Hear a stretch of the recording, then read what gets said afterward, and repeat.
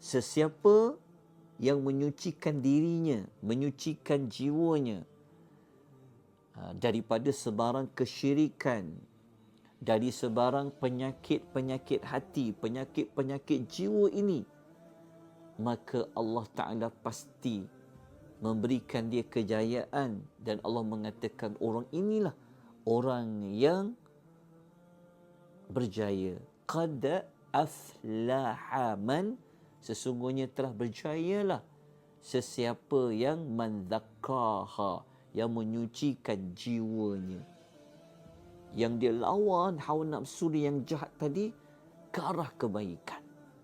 Dia kena lawan sekuat cahaya matahari.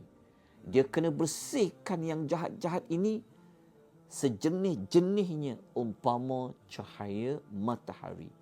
Mesti dia kena buat. Mesti dia kena bersihkan. Sebab itu Allah bersumpah sebanyak 11 kali. Kemudian Allah nak menegaskan juga, sesiapa yang mengotorinya, waqad khaba, sesungguhnya telah rugilah, man dathaha, siapa yang mengotorinya, jiwa dia itu. Dia biarkan jiwa dia dibuai oleh nafsu kejahatan ini. Dia tak nak lawan dia, maka dia termasuk di kalangan orang-orang yang rugi dia.